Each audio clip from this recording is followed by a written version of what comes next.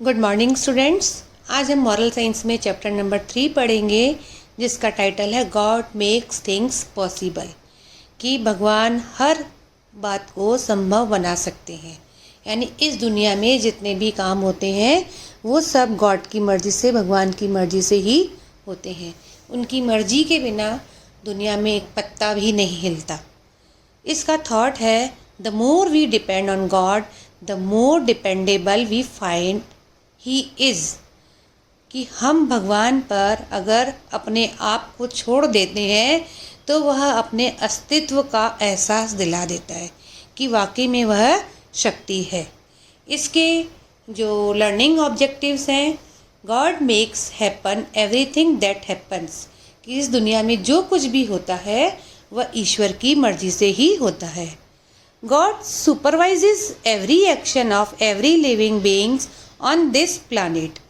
इस प्लानिट पर, इस धरती पर होने वाला हर एक्शन, हर काम भगवान देखते हैं। Nothing is hidden from the almighty, he watches everything everywhere. कि उस सर्वशक्तिमान शक्ति यानी ईश्वर से कुछ भी नहीं छिपा है। वह हर जगह और सब कुछ वो देखते हैं। Nothing is impossible for God. उन भगवान के लिए कुछ भी असंभव नहीं है। He can surprise us by making seemingly impossible things possible and also make easy looking things very difficult। वह हमें असंभव काम को संभव करके और कठिन कामों को आसान करके आश्चर्यचकित कर देते हैं। यानी जब हम प्रॉब्लम में होते हैं, हमें लगता है कि ये काम असंभव है, नहीं हो सकता, तो हमें उस पर विश्वास करना चाहिए। तो वो हमें इतनी पावर, इतनी शक्ति देते हैं कि हम उस काम से अपनी ईश्वर की शक्ति से पार हो सकते हैं। यानी हमें इतनी शक्ति आ जाती है कि हम उस मुसीबत से निकल आते हैं। We must respect the supremacy of the almighty. हमें गॉड की, भगवान की शक्ति की रेस्पेक्ट करनी चाहिए, उनका आदर करना चाहिए। इसे बहुत ही अच्छी स्टोरी के थ्रू समझाया गया है, आप लोग ध्यान से सुनिए।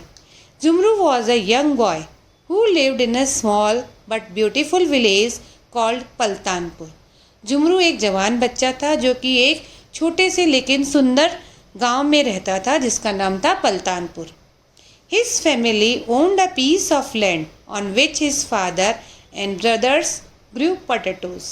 उसकी फैमिली के पास एक ज़मीन का छोटा सा टुकड़ा था जिस पर उसके पिताजी और उसके भाई आलू की खेती किया करते थे। They were not one of the rich farmers of the village but their farm produced enough for the family to live a decent life. वे गांव के अमीर किसानों की तरह तो नहीं थे, लेकिन उनकी खेती इतनी हो जाती थी जिसमें वो अपना जीवन आराम से चला लेते थे।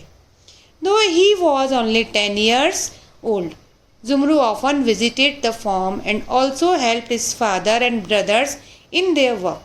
हालांकि जुमरू जो था 10 साल का ही था, लेकिन फिर भी वह खेतों में जाया करता था और वहाँ जाकर अपने पिताजी और भाइयों के काम में मदद किया करता था।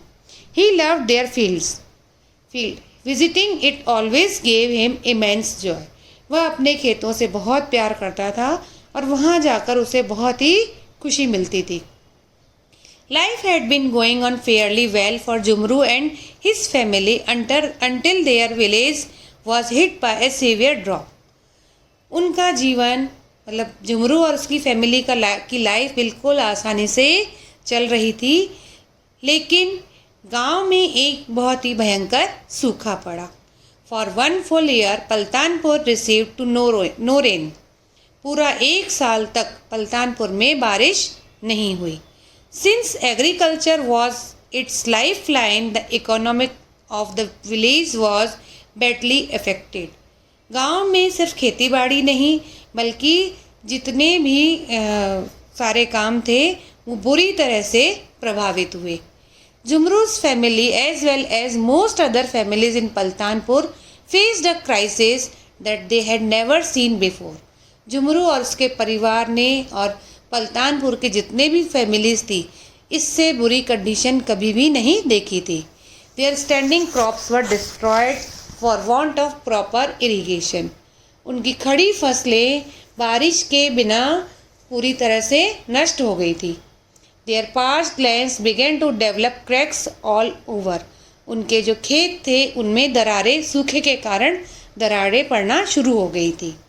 Humans and animals alike began to fall ill and die of undernourishment. इंसान और जानवर बीमार पड़ने लगे और खाने की कमी के कारण मरने भी लगे। The villagers waited for long to receive help from the government but no help arrived. गांव वाले सरकार से मदद की उम्मीद करते रहे, लेकिन उन्हें कोई हेल्प नहीं मिली। It is said worst crisis bring out the best forms of faith and spirituality. ये कहा जाता है कि जब बुरा समय आता है तो हम भगवान पर विश्वास करना शुरू कर देते हैं। The situation of the inhabitants of Paltanpur was not much different. Paltanpur के लोगों की कंडीशन भी इससे ज़्यादा अलग नहीं थी। In this hour of unprecedented turmoil they found refuge in prayers. ऐसी जो कंडीशन आ गई थी जो पहले कभी भी नहीं थी और इसके बारे में कुछ भी नहीं पता था कि कब ठीक होगा, तो वे भगवान की प्रेयर में ही अपने आप को सुरक्षित महसूस करने लगे। They strongly believe that only a divine miracle could save them and their village from nature's fury. उनका एक मजबूत विश्वास था कि एक कोई अजूबा होगा, आश्चर्य होगा कि वो उन्हें इस प्रकृति के खतरे से बाहर निकालेगा। It was during one of those conversations about the ultimate dependence on God, the Savior, that it was decided that all villagers would walk barefoot to a temple on the outskirts of Paltanpur to seek God's blessing in tiding over the crisis. सब ने आपस में बातचीत की और भगवान के हवाले अपने आप को छोड़कर उन्होंने, पूरे गांव वालों ने निश्चय किया कि भगवान का आशीर्वाद प्राप्त करने के लिए कि वे उन्हें इस खतरे से बाहर निकालेंगे, वे भगवान के मंदिर में नंगे पैर जाएंगे। The people of the village had faith in divine powers. गांव के लोगों को भगवान की शक्ति पर विश्वास था। They strongly felt that God would not disappoint them if they firmly held their own and were able to please the almighty with their devotion and sacrifice. उनको पूरी उनके अंदर विश्वास था कि भगवान कभी भी उन्हें निराश नहीं करेंगे। उनके जो दृढ़ निश्चय, उनका जो बलिदान है और उनका जो विश्वास है, उससे वे ज़रूर खुश होंगे। It was decided that all male members of the village would meet in the middle of the village in the morning. यह निश्चय किया गया कि गांव के जितने भी लोग हैं वे सुबह के समय गांव के बीच में आकर मिलेंगे। They would come bare chested, walk barefoot all the way to the temple and pray to God all day to send rain and save lives in पल्तानपुर। वे सब मंदिर में नंगे पैर जाएंगे और भगवान से प्रार्थना करेंगे कि वे उन्हें बारिश दे और जिससे कि पल्तानपुर की रक्षा हो सके। Next morning, as planned, all men of the village met at the spot. Jumru, his father and brothers also joined the gathering. अगली सुबह को, जैसा कि उन लोगों ने सबने प्लानिंग की थी, सारे गांव के जो पुरुष थे वे गांव के बीच में मिले। जुमरू और उसके पिताजी और उसके भाई भी उनके साथ शामिल हुए। It was difficult to miss Jumru, who stood out in the crowd not for any other reason but because the thin young boy wearing only a small loincloth held an umbrella almost as big as himself. He looked quite funny. इतनी भीड़ में जुमरू को पहचानना कठिन नहीं था। इसका क्या कारण था कि उसने एक बड़ा सा कोट पहन रखा था और एक हाथों में एक बड़ा अम्ब्रेला ले रखा था, जिसके कारण वह बहुत ही फनी लग रहा था। One of the villagers even taunted him. Little Jumru seems to have brought a huge umbrella to protect his bare body from the scorching sun. गांव के कुछ लोगों ने उसके ऊपर टॉन्ट भी कसा कि ये छोटा जुमरू जो है इतना बड़ा अम्ब्रेला लाया है कि वह सूर्य की रोशनी से अपने आप को बचा रहा है। जुमरू रिटॉर्टेड, जुमरू ने जवाब दिया, no I have brought this umbrella to protect myself from heavy rains. Jumru ने जवाब दिया कि नहीं, मैं ये छाता जो है अपने आप को भारी बारिश से, बरसात से बचाने के लिए लाया हूँ। The assertion sounded rather odd to everyone and the crowd laughed heartily. ये जो आवाज़ थी सबके लिए थोड़ा अजीब थी, लेकिन भीड़ में सब लोग उसकी बात पर हंसने लगे। One village elder, however, looked at Jumru with intent, appreciating eyes and said, "This young boy's faith in God and his ways is remarkable." गांव के जो एक बुजुर्ग थे उन्होंने जुमरू की तरफ देखा और उसकी तारीफ करते हुए कहा कि यह जो बच्चा है इसका भगवान पर अटूट विश्वास है और ये जो इसका जो रास्ता है वो भी सबसे अलग है। It is rain that we are going to pray for. And this boy knows that God is not going to disappoint his children. कि हम भगवान से बारिश के लिए प्रार्थना करने जा रहे हैं, लेकिन इस बच्चे को पूरा पता है कि भगवान कभी भी अपने बच्चों को निराश नहीं करेंगे। He further said, Jumru, will you give me shelter under your umbrella when it starts raining?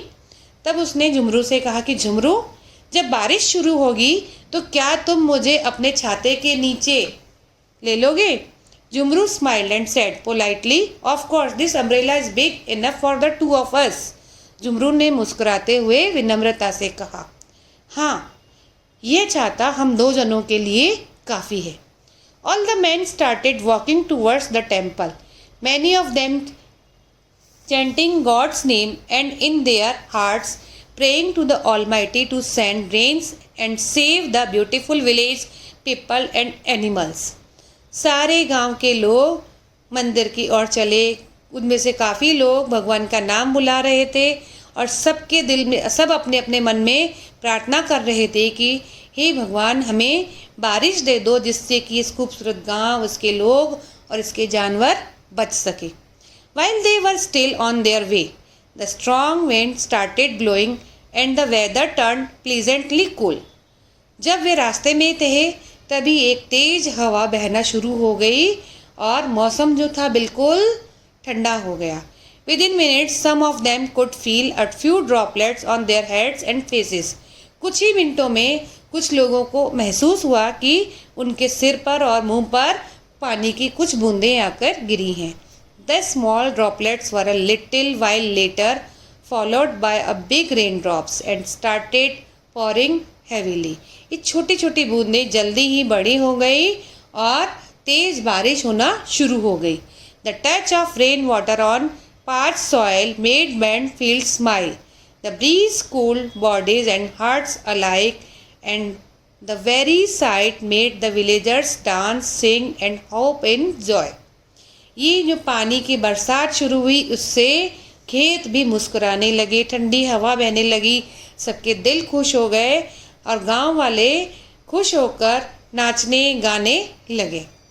Their prayers had been answered. उनकी इस जो प्रार्थना थी उसका उन्हें जवाब मिल गया था. While Jumru and the village elders smiled under their large umbrella, all others danced even as they shivered. No one was complaining. जुमरू और गांव के जो बुजुर्ग था वो अपने बड़े से छाते के नीचे खड़े होकर मुस्कुरा रहे थे और गांव में सब लोग डांस कर रहे थे. कोई भी शिकायत नहीं कर रहा था. यानी उस एक छोटे से बच्चे का विश्वास था कि अगर हम प्रार्थना कर रहे हैं तो भगवान ज़रूर हमारी प्रार्थना सुनेंगे, वो हमें निराश नहीं होने देंगे. उसका यही अटूट विश्वास था कि भगवान ने उसकी बात सुनी लोगों की, और उनके जो मन में जो प्रार्थना थी बारिश होने की, वो बारिश हुई और सबको खुशियाँ मिली। इसी तरह हमें भी अपने लाइफ में ईश्वर पर ट्रस्ट करना चाहिए, और जिससे कि वो हमें आगे बढ़ने की हिम्मत देते रहे। Thank you.